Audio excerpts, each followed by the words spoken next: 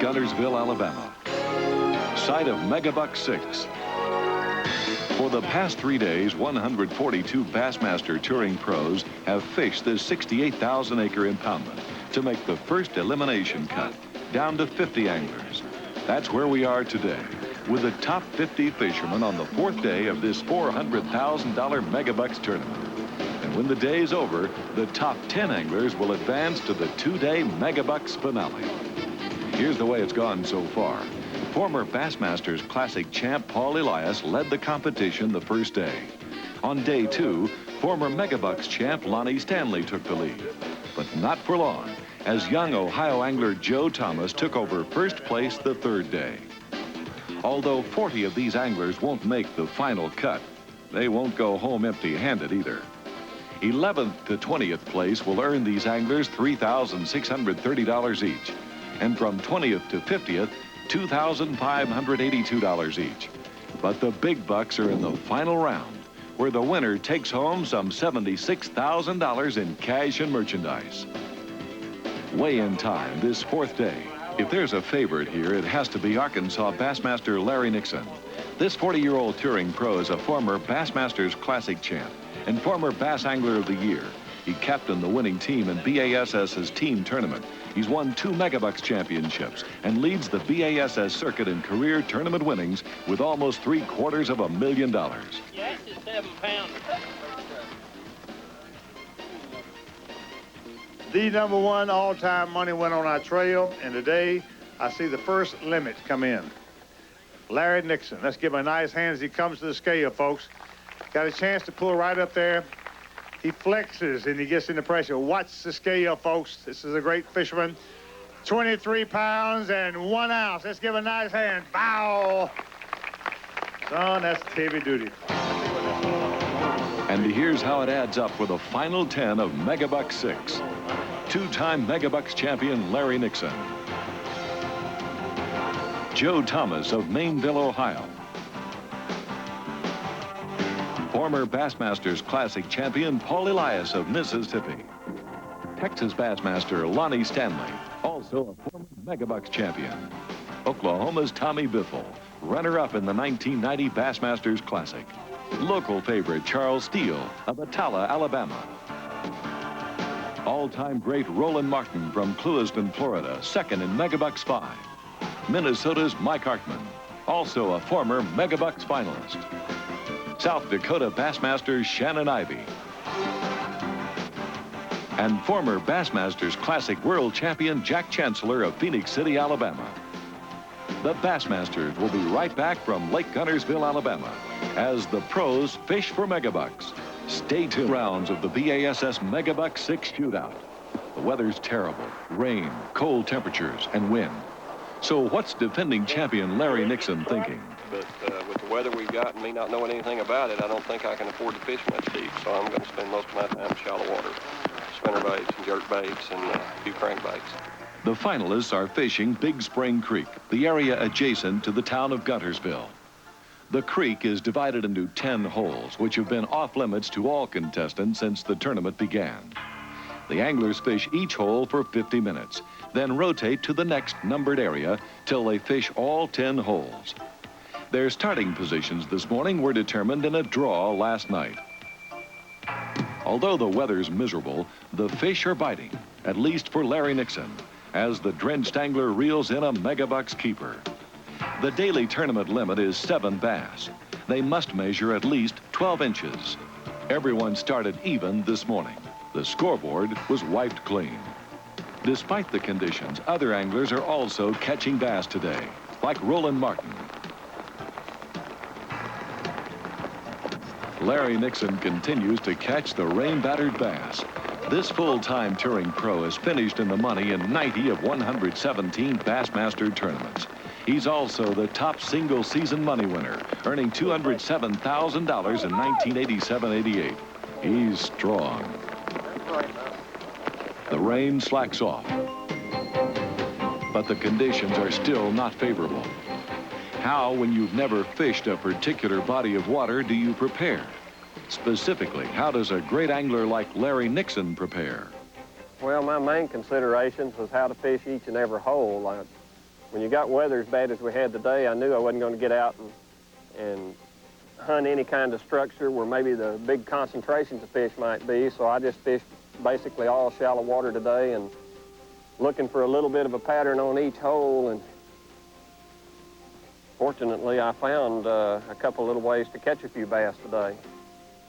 Larry Nixon has apparently established a solid fish-catching pattern. He has a good limit. With bass in the live well and today pretty much over, what about tomorrow? You know, I think I know what I have to do tomorrow to catch another limit of fish if what I've got today is enough to be in the lead. I don't know what I'm going to do if I have to catch bigger fish. So it really all depends on what everybody weighs in today is how I play the game tomorrow. This competition day is over, all except the weigh-in, as Tommy Biffle brings his bass to the scales. Folks, there's what it's about. There's the difference in an $80,000 payday and a no payday. Boy, that is a beautiful bass and no tag. You notice that one was one of those three-wheelers. Man, that is a killer. How many is it total? Is that it? Oh. Hey, come on now.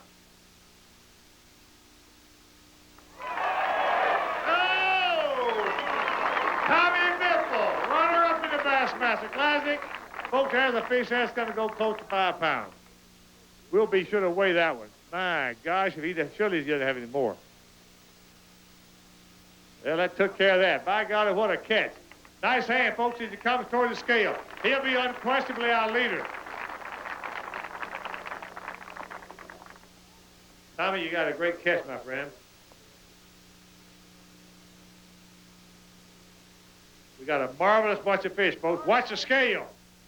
13 pounds, 0 ounces. Let's give a nice hand. Our leader without question. Now. And now Larry Nixon.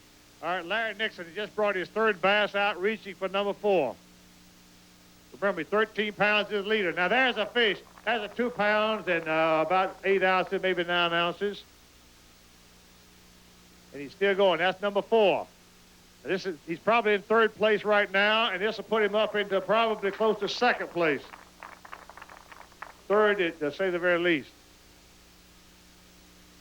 Now we go back for another one. So let's look out. All men are not created equal, despite what they tell you. Folks, there's another one. That's a fish that goes 3 pounds. And if this is not it, he is going to be hard to beat. Folks, he's going to be hard to beat. He's gone back in again. Look at here. My Lord. In fact, turn it around. Let's show him that tag. Look at the tag, people. That's catch and release in action. That fish was caught on one of the previous days of our tournament. And I got news for you. How much we don't know, but he is leading this tournament with a bag of bass, and he never put a hook in the water. He's won this thing, I believe, for the first day. But unfortunately, it's a 2 boy, he's got a bag. I believe he's going to have over 15 pounds of bass. Biffle, of course, is a big one, is a big leader so far. Watch the scale.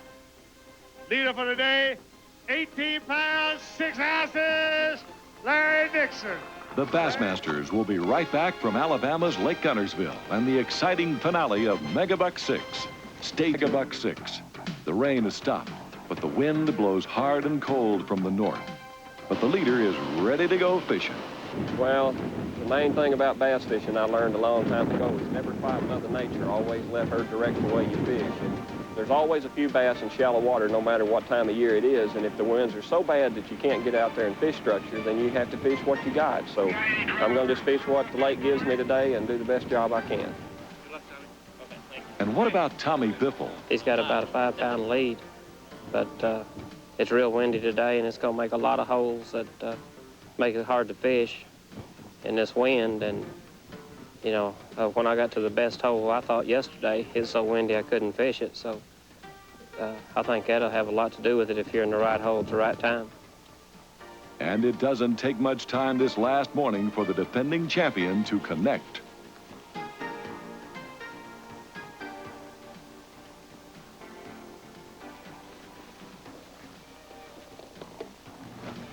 It's not a question of what areas to fish because these anglers must fish the assigned water. but there can be a difference in the way they approach the fishing. Like here on this riprap. How do you fish it? Are certain areas better than others? What are the factors? Probably the most well-known is just reading the points and fishing the points of the riprap, but there are other things that come to factors. You've got an underwater drop on riprap that you got to keep an eye on. And another key thing is the size of the rocks. These rocks slope off the bank, and they're not big enough to hold fish up in the shallow part, so you've got to key more on the depth of the water around the rocks than anything else. If you got the bigger rocks and the deeper water running up close to the riprap, your big fish will get in tighter, but when they're sloping riprap like this one, the fish tend to hold out away from the rocks a little bit deeper. And that's what I'm keying on, is the 6 to 7 foot water right off the edge of the rocks where it drops into 9 and 10. And how does Tommy Biffle figure his day will stack up? The holes I did the best in yesterday, I'll have them later in the day, and I think the fish are biting. The bite's a lot later in the day. I know yesterday I caught that big fish like 2 minutes to go on my last hole. I know Lonnie Stanley, he caught his 5-pounder or whatever. He caught it in the last 5 or 10 minutes. So, and in the tournament, the later flights always had the better stringers. But they're biting right now for Larry Nixon.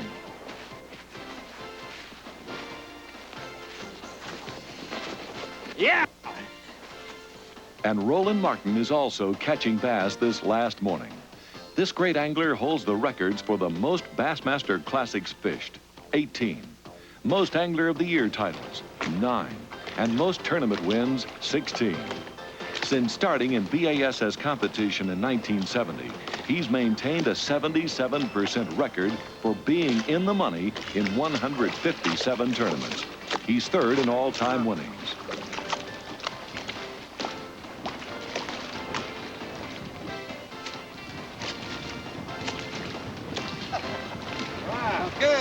The leader is still catching bass, but he doesn't catch them all.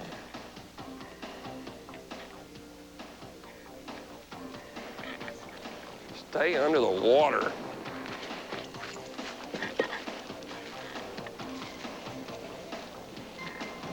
Roland Martin, the runner-up to Larry Nixon in the last Megabucks, continues to catch bass.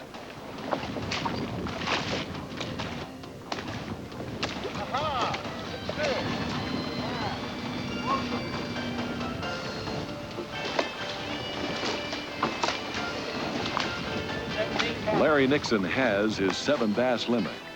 What he'll do now is start culling, comparing his last caught fish to the others in his live well, then releasing the smallest.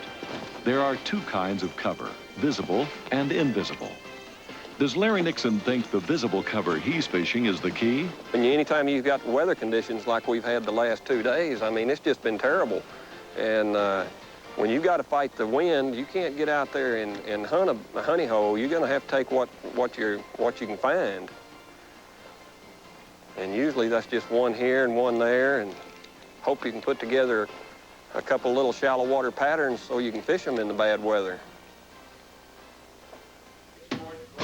As the Megabucks anglers prepare to weigh in, the word is, it's close. And Roland Martin is making a charge. Now this is Bob Cobb. This is going to put him right up there. He's got winning material. If he can catch one more good bass, this can be his tournament. Hey, look at here. All right. That's good stuff. All right, Roland, that's going to be big money bass. That may put you in the lead, too. Wait. Hey, come on now. Why do they do this? Why do they do this? Hey, God. Man, that's money. That's a leader right there. No question about it.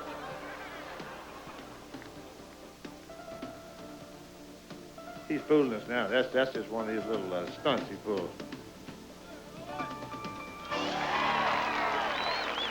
Marianne going nuts now, well then. Folks, there's your winner of the Megabucks tournament, sure of the world. He was in the Megabucks tournament before in Florida, and this is the first time ever to be so far up, and this is going to put you clearly in the lead. That's absolutely the best string of fish we've seen. period, without question. All right, here we go. Watch the scale. 17 pounds, 4 ounces. That puts him up there. And now this morning's leader, Larry Nixon. He's got to have 6 pounds. Big payday. All right, that's 3. Now that will not do it. He's got about 3, probably 3.5 pounds of bass so far, and that's just within an ounce or 2, good guesstimate. There's another one. That will put him up into the, let's give him 4, probably 1/4, 4.5. That'll give him 5 1/4, 5.5. Got to have 6 what, Bob? 6, 8. That may do it. That may do it. It could be close. He may be an ounce or 2 plus or minus. If he's got another fish that goes over a pound, I believe he could be your Megabucks champion for the 3rd time. He may be foolish. He may not have a thing in there. Big. Let's hear it, folks. Stand up. Let's give him a hand. Come on, folks. Come on now. Wow. Only in America, Bill Schrader would say. Only in America can a country boy win nearly $100,000 doing what he loves to do. Larry, congratulations to you, my friend. Thank you, Ray. How did, I was telling the folks about you telling Susan and myself, you never had fished that water before this occasion, starting yesterday morning. I had made a few casts in there. I kind of storied just a little bit. Every year we fished here, we went out of Max there, of course, and on the way in, you know, we'd have 2 or 3 minutes to kill right before weigh-in. So I had made a cast or 2, but no, I had never spent a day's fishing in that creek. Well, you did a job. Let's weigh this bass and see what kind of victory you had total weight-wise. And there's the scale, folks. Watch it. 12 pounds even. Mark it. 12 pounds even, and that gives him the victory. And once again, Larry Nixon is champion of Megabucks for the 3rd time.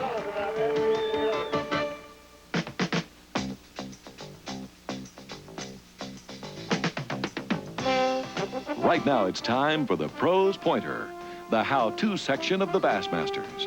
Brought to you by Wrangler, the most comfortable jeans known to man. You know, crankbaits totally helped me win this Megabucks tournament. They're one of the most dependable lures that a fisherman can use in the fall when the water's in the low 60s to high 50 degrees and you're back in the creek channels.